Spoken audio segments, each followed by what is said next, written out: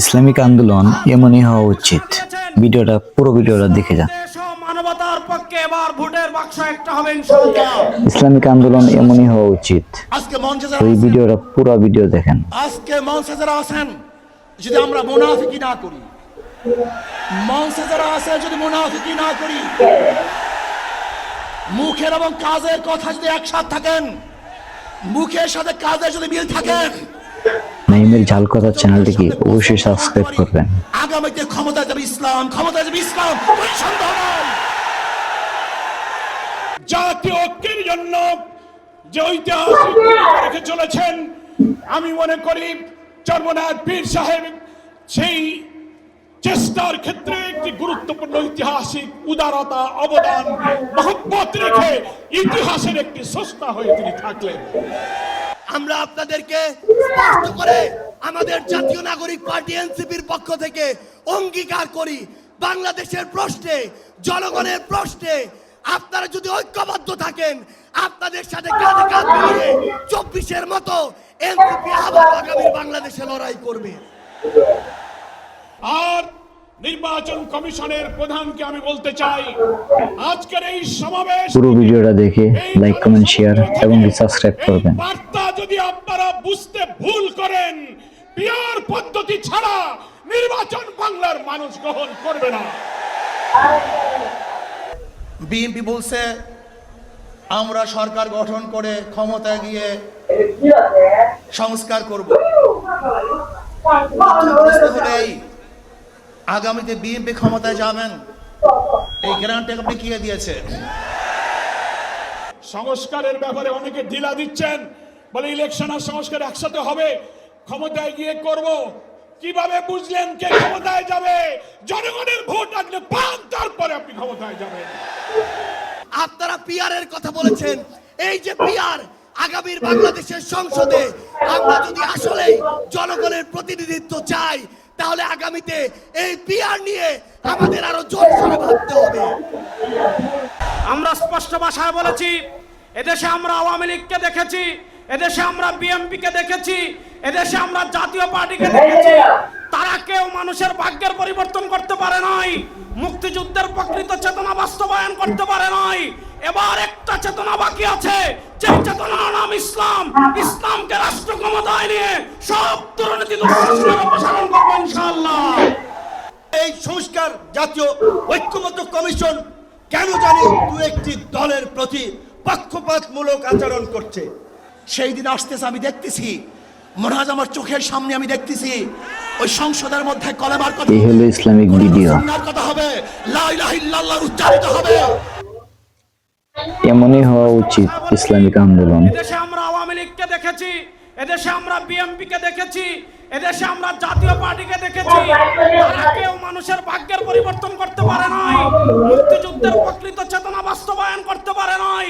এবার একটা চেতনা বাকি আছে, যে চেতনার নাম ইসলাম। ইসলামকে রাষ্ট্র ক্ষমতায় নিয়ে সব দুর্নীতি দুঃশাসনের অপসারণ করব ইনশাআল্লাহ।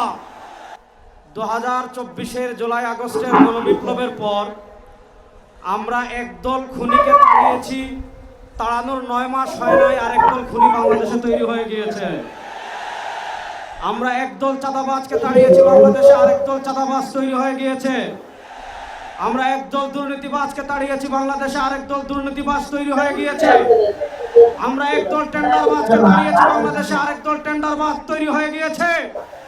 আমরা একদল ভারতের দালাল তৈরি করেছি, আরেকদল তাড়িয়েছি, আরেকদল দালাল তৈরি হয়ে গেছে। শেখ হাসিনা ভারতের দালাল। ইসলামের পথে চললে, ইসলামের আন্দোলন করলে, ইসলামের পথে চললে দেশটা শান্তিতে থাকতে পারবে। সংগ্রামে সাথী বন্ধুগণ, আমরা স্পষ্ট ভাষায় বলতে চাই, এদেশের রাষ্ট্র ক্ষমতায় আমরা আর কোনো চাঁদাবাজকে দেখতে চাই না, এদেশের রাষ্ট্র ক্ষমতায় আর কোনো টেন্ডারবাজকে দেখতে চাই না, এদেশের রাষ্ট্র ক্ষমতায় আর কোনো ভারতের দালালকে দেখতে চাই না। ইসলামকে রাষ্ট্র ক্ষমতায় নেওয়ার জন্য প্রস্তুত আছেন না ইনশাআল্লাহ? ইসলামী আন্দোলনের মোহতারাম আমির পীর সাহেব চরমনায় ঘোষণা দিয়েছেন, ইসলাম দেশ ও মানবতার পক্ষে এবার ভোটের বাক্স একটা হবে ইনশাআল্লাহ। সর্বশেষ একটা কথা বলে আমি আমার বক্তব্য শেষ করব। আপনারা জানেন সমাজের বিভিন্ন জায়গায় যখন দুর্গন্ধ ছড়িয়ে পড়ে, দুর্গন্ধ তাড়ানোর জন্য বাতাসের প্রয়োজন আছে না নাই?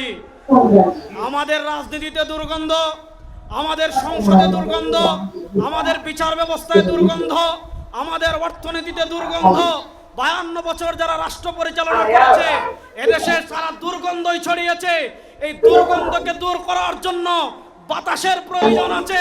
সেই পুরো বাংলাদেশে এবার বাতাস হবে হাত পাকা ইনশাআল্লাহ। সেই হাত পাকার বাতাস ছড়িয়ে দেওয়ার জন্য প্রস্তুত আছেন না নাই? আরে ভাই, আমাদের কোন মার্কা আছে? ইসলামের পক্ষের কোন মার্কা আছে? মুক্তিযুদ্ধের প্রকৃত চেতনার কোন মার্কা আছে? ভারতীয় আধিপত্যবাদ মোকাবেলার কোন মার্কা আছে? ওরে কোন সে মার্কা? সবাই বলো। এবার যাবে সারা বাংলায়। পিসাব জন্ম নয়, শাখা জন্ম নয়, নারে তাকবীর।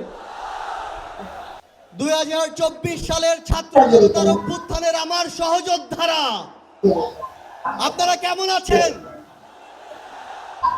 আমার সামনে আজ এই ইসলামী আন্দোলন বাংলাদেশের মহাসমাবেশে যে লক্ষ ছাত্র জনতার উপস্থিতি, তারাই ছিল আমাদের জুলাই অভ্যুত্থানের অন্যতম সহযোদ্ধা। কে কি বলল সেটাতে আপনাদের আমাদের কিছু আসে যায় না। আমরা যতক্ষণ জুলাই পুরো ভিডিওটা দেখবেন এবং ভালো লাগলে লাইক, কমেন্ট, সাবস্ক্রাইব করুন।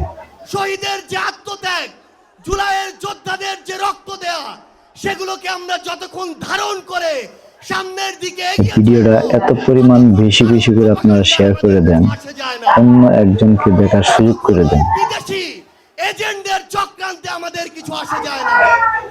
আমাদের মনে আছে ওই 3, 4, 5 আগস্টে আমাদের আমির সাহেব, সিনিয়র নায়েব আমির সাহেব কিভাবে মার্চ টু গণভবনের ঘোষণা দিয়েছিলেন। আমরা স্পষ্ট করে আপনাদেরকে একটা কথা বলি, এই 24 পরবর্তী বাংলাদেশে আমরা যারা অভ্যুত্থানের সহযোদ্ধা ছিলাম, আমরা যদি ঐক্যবদ্ধ থাকি, আগামীর বাংলাদেশে আর কোন ফ্যাসিস্ট কোন নামে কোন ব্যক্তিকে সামনে রেখে কোন দলকে সামনে রেখে এই বাংলাদেশে দাঁড়াতে পারবে না। এখন জনগণের সামনে আমাদের দৃষ্টান্ত স্থাপন করতে হবে। আমরা আমাদের কাজের মাধ্যমে প্রত্যেকটি ক্ষেত্রে যেন সেই দৃষ্টান্ত স্থাপন করতে পারি। আজকে যখন আমি আসছিলাম, রাস্তার আশেপাশের প্রত্যেকটি মোড়ে আমার ইসলামী আন্দোলন বাংলাদেশের সহযোদ্ধারা ট্রাফিকিং এর কাজ করছে। এটাই হচ্ছে দৃষ্টান্ত যে আমরা কাজ করব, আমাদের রাজনৈতিক সমাবেশ করব, একই সাথে জনগণের যেন দুর্ভোগ না হয় সেটাও আমাদের মাথায় থাকবে। আমরা এর আগেও দেখেছি এই মাঠে প্রোগ্রাম হয়েছে, প্রোগ্রাম শেষ করে মাঠের প্রত্যেকটি ময়লাকে পরিষ্কার করা হয়েছে। এটাই হচ্ছে আগামীর বাংলাদেশের দৃষ্টান্ত যে আমাদের যারা সাময়িক যদি কোনো সমস্যা হয়, আমরা আবার ঐক্যবদ্ধভাবে সেই সমস্যার সমাধান করব। একটা জিনিস মনে রাখতে হবে, এই অভ্যুত্থানে আপনারা যখন ঢাকার গুরুত্বপূর্ণ পয়েন্টগুলো থেকে শুরু করে দেশের বিভিন্ন রণক্ষেত্রে অংশগ্রহণ করেছেন, আপনাদেরকে পাঞ্জাবি পায়জামা টুপি দেখে টার্গেট কিলিং করা হয়েছে। আমার মাদ্রাসার অসংখ্য ভাই এই টার্গেট কিলিং এর শিকার হয়েছেন। আগামীর বাংলাদেশে কেউ যেন কাউকে ট্যাগিং করে টার্গেট কিলিং এর শিকার না করতে পারে, সে বিষয়ে আমাদের ঐক্যবদ্ধ থাকতে হবে।